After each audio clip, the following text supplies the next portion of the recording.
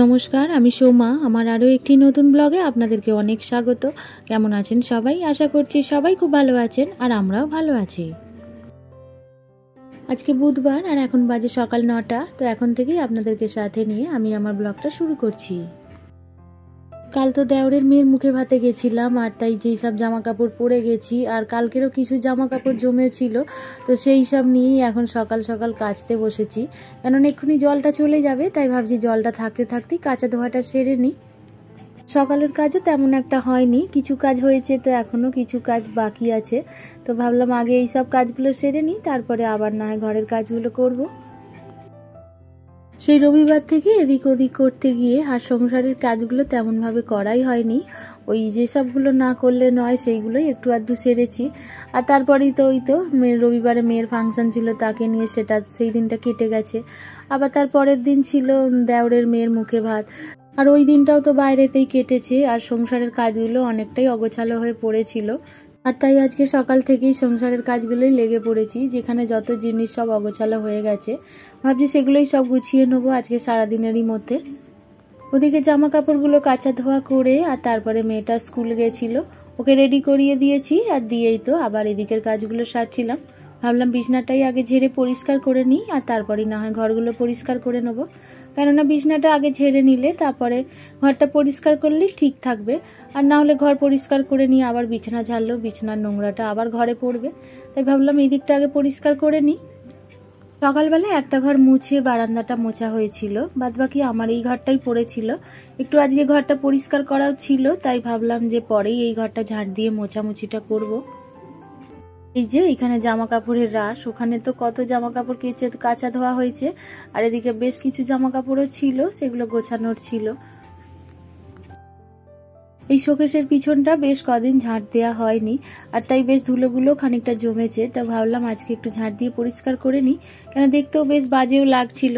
আর ঝাঁট দিয়ে বার করার পরে দেখলাম অনেকটাই ধুলো জমেছিল, এই যে অনেক ধুলো জমে গেছে ওর ভেতরে। প্রত্যেক দিনই এই ঘর ঝাঁট দেওয়া হয়, মোছা হয় দুবার করে। তা সত্ত্বেও এত ধুলো যে কোথা থেকে আসে সেটাই মাথার মধ্যেই আসে না, যে এত ধুলো দুদিন ছাড়া ছাড়া কোথা থেকে হয়ে যায়। রোজেরই তো ঝাঁট দেওয়া মোছা হচ্ছে। এই শোকেসের পিছনটা বেশ কদিন ধরেই চোখে পড়ছে যে বেশ ভালোই নোংরা হয়েছিল।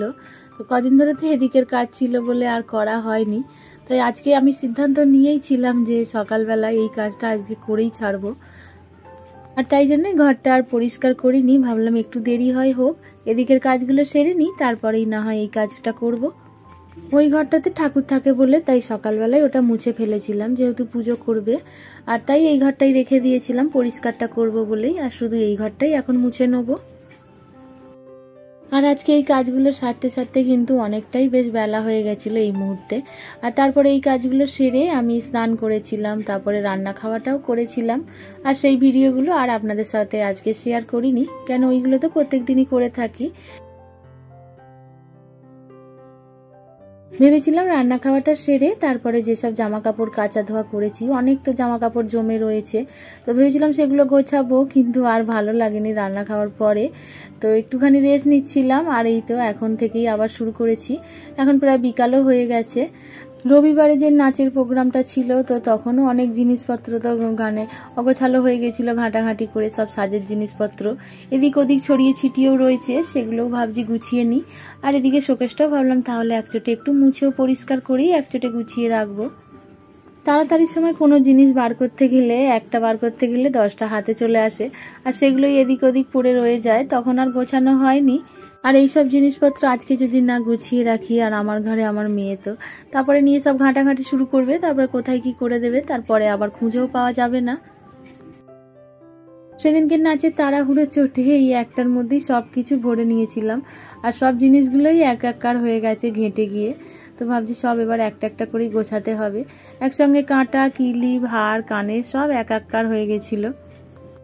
তবে যেটা যেখানে রাখা ছিল সেগুলো আবার সেখানেই রেখে দিচ্ছি, তাহলে পরে খুঁজতে সুবিধা হবে। সংসারের কাজগুলো এমনই হয় যে দুদিন যদি একটু গাফলতি দেওয়া হয় এই কাজে, তো পুরো সংসারের কাজটাই ঘেঁটে যায়, চারিদিকে অগোছালো হয়ে যায় সব জিনিসপত্র। আর এই সব কাজগুলো সারতে সারতে আজকের দিনটা পুরোটাই লেগে গেল। সকালে তো এদিকের কাজগুলো করছিলাম, আর তারপরে বিকাল থেকে এই যে গোছানোর কাজ শুরু করেছি। বিকাল থেকে তো এখন প্রায় সন্ধ্যেও হয়ে গেছে, অনেকটাই সন্ধ্যে হয়ে গেছিলো গোছাতে গিয়ে, 7টার মতনও বেজে গেছিলো।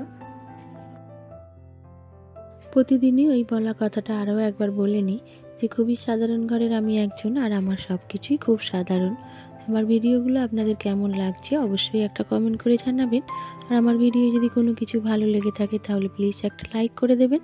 আর আমার চ্যানেলে যদি আপনারা নতুন হয়ে থাকেন তো আপনারা চাইলেও আমার চ্যানেলটিকে সাবস্ক্রাইব করে আমার এই ছোট্ট পরিবারের একটু পাশেও থাকতে পারেন। আর যারা যারা আমার চ্যানেলটিকে সাবস্ক্রাইব করে ফেলেছেন তাদেরকে অসংখ্য ধন্যবাদ। আর ওদিকে ছোটো ছোটো জিনিসগুলো গুছিয়ে নিয়ে তারপরে এই যে জামা কাপড়গুলোকেও গুছিয়ে নিলাম। গুছিয়ে যেখানে রাখার ছিল সেগুলোকে আবার সেখানে রেখেও দিলাম। কদিন ধরেই একটু করে দুধ নেওয়া হচ্ছিল, আর দুধটা খাওয়াও হয়নি। 2-3 দিনের দুধটাও জমেও গেছে। তো ভাবলাম আজকে বার করে কিছু করে নেবো, তার আগে খানিকটা চা করে নিই। তো চা করতে গেছিলাম, ছেলেটা আবার বললো কি একটু কফি বানিয়ে ফেলো, আর তাই সবার জন্যই বানিয়ে নিলাম। তো সবাই সন্ধেবেলা বসে এই যে একটু কফি খাওয়া হলো। এই বড় ভাইফোঁটার কাপটা আমার মেয়ে আমার ছেলেকে ভাইফোঁটার সময়তে গিফট দিয়েছিল। তো আজকে কফি করা দেখে ছেলে আবার বার করে ফেলেছে, বলে এইটাতেই করেই খাবো। তো ছেলে ঘরেতে বসেছে, ছেলে আর শাশুড়ি মা আর মেয়ে আর আমি বাইরে বসেই খেলাম। আর এখানটায় বসে বসে একটু টিভিও দেখছিলাম, আর এই যে কফি খাচ্ছিলাম। ঘরে টিভিটা চলছিল বলে আর ঘরে বসিনি, তাই বাইরেটাতেই বসলাম। আর যেহেতু এখন গরমও পড়ে গেছে বেশ ভালোই। এই লাচ্ছা সিমুইটা বেশ অনেক দিনই হয়ে গেল এনেছে। একবার বলেছিলাম যে লাচ্ছা সিমুই আনবে, তো আনতে বলেছি বলে এক বড় প্যাকেটের 1 প্যাকেট এনেছে। তো সেটা কতদিন ধরেই একটু একটু করেই খেয়ে যাচ্ছি। তো একটুখানি রান্না করলেই তো অনেকটাই হয়ে যায়, আর তেমনভাবে ছেলেমেয়েরাও কেউ খেতেও চায় না। আর আজকে দুধও তো অনেকটাই ছিল, তাই ভাবলাম লাচ্ছাটাই আবার খানিকটা করে নিই। দুধটাকে চিনি দিয়ে ফুটিয়ে তারপরে নামিয়ে একটু হালকা ঠান্ডা করেই লাচ্ছা সিমুইটা দিলাম। কেননা ওই ফুটন্ত দুধে দিয়ে ফোটালে একদমই গলে যায়, কেমন বিচ্ছিরি খেতেও লাগে। তাই জন্য এইভাবেই করলাম। এইভাবে করলে তাহলে খেতে তবু একটু ভালো লাগে। আর ওই লাচ্ছা সিমুইটা কিন্তু ভাজাই থাকে ঘিয়েতে, আর প্যাকেটে যেহেতু ভরাই ছিল তো দেখছিলাম ভালোই রয়েছে, কিছুই হয়নি। আর ওই তো বার করে দুধের মধ্যেই দিয়ে দিলাম, ভাজতে আর হয় না। আর বেশ অনেক দিন ধরে এই লাচ্ছা সিমুই খাওয়া হচ্ছে, তো বলছি আর জীবনে বলবো না যে লাচ্ছা সিমুই আনার কথা। আর খেতে আর ঠিক সেইভাবে ভালোও লাগে না, তবে এখনও যা আছে এখনও 2-3 বার রান্না হবে। তো যাই হোক, রান্নাটা করে আর তারপরে সবার খাবার বেড়ে ফেলেছিলাম। প্রথমে মেয়েটাকেই দিয়েছিলাম, আর তারপরে আমরা সবাই খেয়ে নিয়েছি। তাহলে চলুন আমার আজকের ভিডিওটি এই পর্যন্তই। আজ ভিডিওটাও আমি এখানে শেষ করে আর আপনাদের থেকেও বিদায় চেয়ে নিচ্ছি। আবারও দেখা হবে নতুন ব্লগে। সবাই খুব ভালো থাকবেন।